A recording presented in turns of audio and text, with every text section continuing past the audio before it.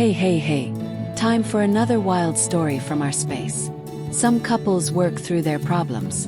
Others take a detour into Kurt's apartment and call it healing. Today on our space, it turns out a jawline sharp enough to slice steel can also cut straight through a 21-year marriage.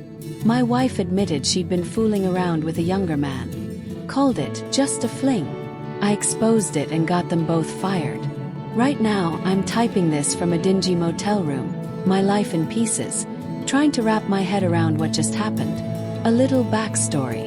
I'm a 52-year-old man, married to Leslie, 56, for over 2 decades. We each have grown kids from previous relationships. My daughter is 26, my son 24. They're independent, out living their own lives. For years, we had a good thing going. Even with full-time jobs and raising 2 kids, we kept certain rituals sacred.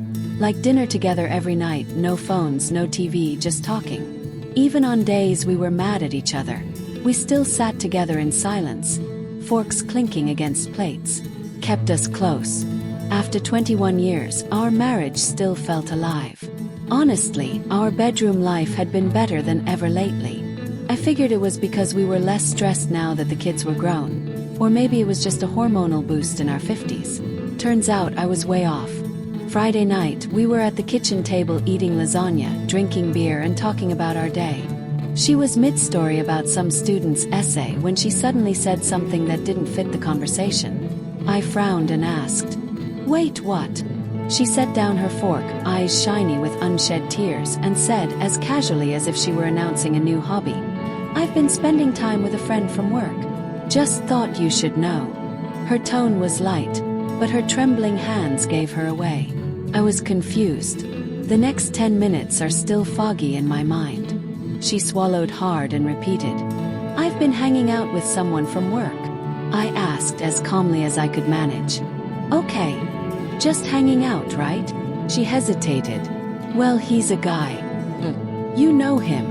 Her voice cracked and my heart dropped.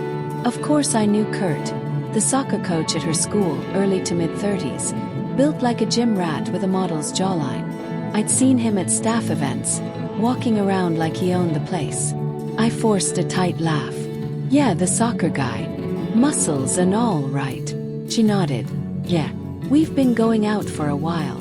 I asked directly. "So, you're having an affair?" I expected a loud no, but instead got silence then. "We get coffee after school and walk by the lake." Long pause. Lip bite. "Sometimes more." That word more hit like a hammer. "So you're sleeping with him," I said flatly. She whispered, "I like spending time with him. He makes me feel young." She didn't confirm it outright, but she didn't deny it either. Had my answer. I sat there, numb, as she broke down. "I'm so sorry.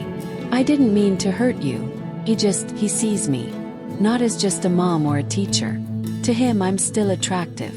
I feel like I'm 25 again. It's not love, it's just a fling. A stupid, temporary fling." I sat frozen, beer sweating in my hand, while she told me she'd been hooking up with some jock and that it was no big deal. She reached for my hand, pulled back. She started pleading. "I didn't want to hurt you. We felt awful sneaking around. I had to tell you, I couldn't keep lying." She painted herself as some noble hero for confessing, as if admitting it erased the betrayal. Then she had the audacity to say, "It doesn't change us. You didn't notice, right? Our life's been better than ever. You've said it yourself. Our sex life has been amazing.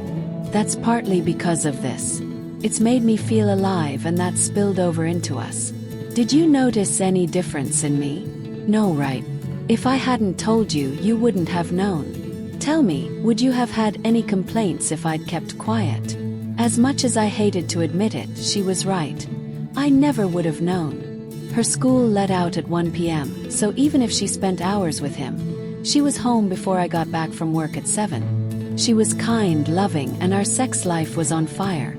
I had no clue she was also sleeping with him. I didn't respond. Didn't give her the satisfaction of being right. He kept going. "It's true. I've been happier, more confident. It's like I'm rediscovering myself. It's made me better for you. That's when I snapped. You're sleeping with a guy half your age and you want me to thank you for it? What do you want? An award for honesty? She cried harder. I just wanted you to know. I don't want to lose us. Kurt is nothing, it'll burn out. He's young, he has his own life. Our marriage is forever. Smirk. Yet here we are. She whispered. It's meaningless. Just validation. I'm 56, and I feel time slipping away. He makes me feel wanted. But I love you. Then, unbelievably, she tried to sell me on the benefits again. How our sex life was better than our friends because of him. I stared at her, realizing the woman I loved was gone. The worst part. She wasn't sorry, wasn't ending it. She just wanted permission to keep both relationships, as if confessing made it okay. She talked about Kurt like he was a gym membership she'd eventually cancel. I wanted to vomit. I couldn't breathe. I told her I was done, grabbed my keys and walked out.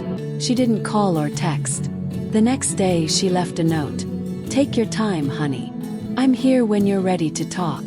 A few hours ago she sent me a nude with the caption, "Want a ride?" The audacity, she thinks I'm just cooling off before coming back. Not happening.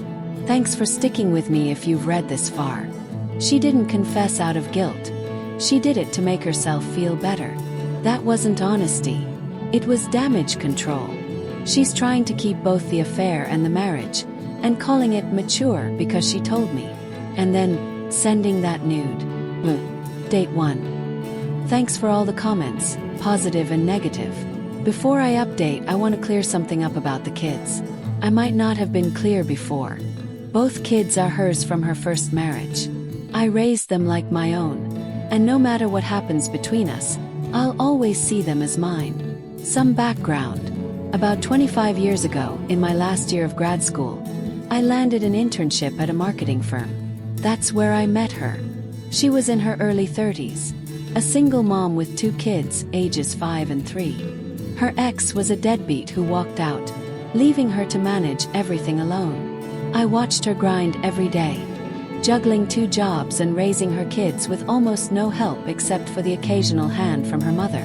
She was tough, not much for small talk, always on time, did her work well and left without fuss. But under that, she had this warmth. Someone you could go to for help without hesitation. First, it was just admiration. I respected how much she could carry without breaking. I was newly single after a long-distance breakup. Toward the end of my internship, I asked her out. She hesitated, said I was too young, still starting out, and she already had 2 kids. Somehow, I convinced her to have dinner with me on my graduation day. From there, we were inseparable. Dated for 4 years. Then got married at the courthouse with just her mom and a few friends. My parents refused to come, unhappy with my choice. Eventually, they came around. I adopted her children later on. We built a life together. She eventually quit her part-time gig to focus on her main job. When money got better, she moved into teaching, which gave her more time at home. I never thought that job would be what wrecked our marriage. Now the updates. I've already served my soon-to-be ex the divorce papers. But there's more to it. After her so-called confession, I checked into a nearby motel for the weekend, sulking and replying to comments online. Then I called my lawyer, who connected me with a divorce attorney. He didn't sugarcoat it. I'd lose half of what I've built, maybe more. He told me not to rush into filing, to think it over. Someone online suggested living separately without divorcing to protect my assets. It was tempting, either serve her right away or just ghost her. But the fear of losing everything I'd worked for hit hard. Monday evening I went home after work. She was making dinner, acting like nothing had happened, even tried to hug me. I blocked her and told her I was filing. He smirked. Hope you know what you're doing. You'll lose half, this house, your savings, investments, even your grandfather's property. I stared at her, realizing she wasn't the woman I once loved. She took a deep breath. I'm not threatening you. It's just the law, no fault state. I get half no matter the reason. So why not drop this and go back to how we were before Friday? Snap. While you keep screwing around. She whispered. Babe, it's temporary. maybe a few months, maybe a year. I'll get over it. I'm not getting younger, and he'll move on too. I couldn't believe what I was hearing. She was trying to convince me that the best setup was for her to keep sleeping with him while I stayed for the sex and the perfect family image. I shouted, "No, I'm not that kind of husband. I'd rather be broke than stay with a whore." That moment cleared everything. She wasn't sorry, just wanted a free pass to mess around. I wasn't giving it to her. The choice was obvious. Messy divorce now, or an even messier one later. If I didn't file right away, she could argue that I knew and accepted it. I called the attorney and told him to proceed. He gave me a list of do's and don'ts. Find a place to live, record all interactions, keep distance, move out ASAP. I started immediately. Moved into the guest room, recorded every time she tried to talk to me, avoided her as much as possible. Drove her crazy. One morning, her boyfriend confronted me at the park during my walk. He blocked my path and asked for 5 minutes. Not wanting a scene, I agreed. He started with this fake polite tone. "We didn't mean to hurt you. We feel terrible." I glared at him. "Trust me. You're sleeping with my wife." He went on about how much respect he had for me, how Leslie always spoke well of me, how I'd raised her kids like my own. Then he said, "Please don't divorce her. She really loves you. She's had a hard life. She deserves a little happiness. This is temporary. Eventually I'll settle down and have kids. You two are permanent. Why throw that away? It's hard to find love at your age." I wanted to knock him out, but he's stronger, and any violence could land me in trouble. So I just said, "She can have all the desires she wants, but not as my wife." When he tried to follow me, I warned, "One more step and I report you to the school." He backed off. A week later, I found a cramped apartment near work. 6-month lease. Just enough time to either find something better or buy a new place if I can sell the house and get my share. That Friday afternoon, my attorney called to say the papers were ready. I told him I'd deliver them myself. I drove to his office, picked them up, and went home. She was getting ready to go out. I handed her the envelope. She slammed it down on the table, said, "We'll talk later," and left. I didn't dwell on it. I started packing in the guest room. By the next weekend, I had movers there. When she heard the truck outside, she asked, "Can we at least talk before making decisions?" I laughed bitterly. "Decisions? You made yours when you got into Kurt's bed." Before she could reply, the movers knocked. She stayed silent as I carried out the last of my bags. She slammed the bedroom door behind me. The next morning, our daughter called in tears, demanding to know what was going on. I told her just that Leslie and I were separating, left out the sexual details. She pressed me, so I told her the truth, minus the graphic parts. She was quiet for a moment, then said, "Kurt? Seriously? I thought he was just helping Mom with track meets." "Yeah," I said. "Helping her with cardio." She hung up crying. An hour later she called back, angry, not at me but at her mother. I told her to stay out of it. "She disgusts me," she said. "No matter what, you'll always be our dad." I could hear her pacing. She asked where I was staying. I told her not to worry. "I'm doing fine." She offered me her guest room, sweet kid, but I told her no. I needed space and time alone. That same evening my son called. His only question was, "Is it true Mom cheated?" Said yes. He didn't react, just sat in silence for almost a full minute before saying, "That's freaking disgusting," and hanging up. Haven't heard from him since. About a week after she got served, she texted me wanting to discuss certain clauses, bank documents, and house papers. I forwarded everything to my lawyer, who called her to set up a meeting in his office. She refused, insisting we meet privately. I only agreed if it was somewhere public. We met at a cafe, neutral ground. She walked in looking worn out, and her first words were, "This doesn't have to be a war." I shot back, "It should be, but lucky for you I'm done wasting my energy." She stared down at her hands, twisting her wedding ring. "You really want to end this?" I said. "It ended the day you let him inside you." Then she did something that still ticks me off, she said. I don't regret telling you. Notice, she didn't say she regretted cheating. No, she still sees telling me as some bold moral act, like she deserves credit for confessing. So I asked, do you regret cheating? He paused, too long, then finally said, I regret hurting you, which of course isn't a yes. We wrapped up the meeting with just logistics. House goes to me, but she gets time to move out. She keeps the newer car I bought her.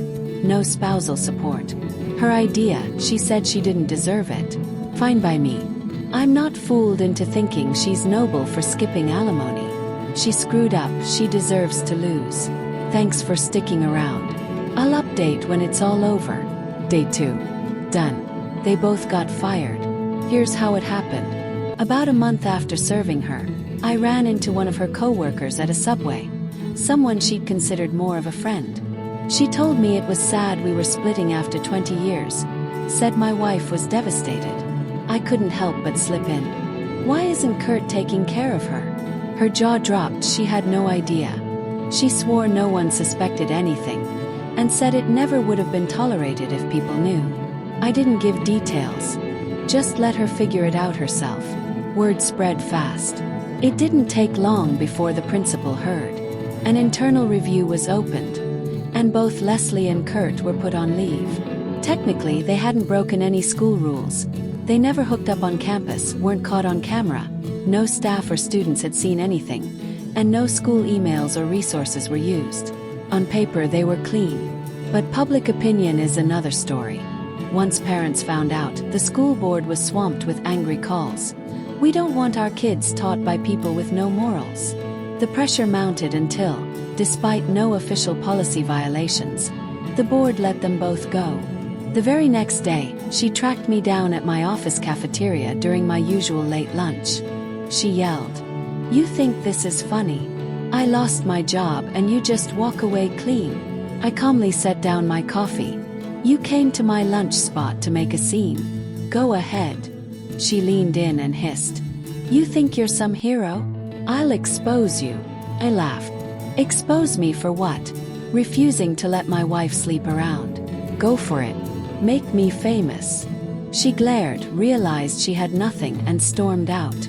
A week later, her lawyer sent a revised demand. Now she wanted the house, claiming it was more suitable for her since she'd made it a home. We went back and forth, it got ugly, but finally settled on selling it and splitting the money. Fine by me. I didn't want to live in a place soaked in betrayal anyway. The listing went up mid-October. By November it was under contract. Thanksgiving came. She hosted dinner and invited the kids. Nobody showed. My daughter came to my apartment instead, brought food and cooked. She said, "Didn't feel right eating in that house." We sat on the floor, watched an old football game, and ate stuffing straight from the container. Was good. Still no word from my son. He's shut out both of us. Everyone deals with grief differently. I'm still in the apartment, but I'm eyeing a small place outside the city. We'll see. To everyone who's followed this mess, thank you. Your support means more than I can say. You're right. My daughter's a good kid, and so is my son, even if he's quiet right now. Sometimes the truth shatters more than relationships. It shatters illusions. But with time, the ones raised right usually find their way back. He knows who was there, who stayed solid, who never stopped being his dad. And as for Kurt, this clown actually told me she deserved tingles. Disgusting. I'm glad he got exactly what was coming to him. I didn't even have to lift a finger. What do you think? Share your thoughts in the comments.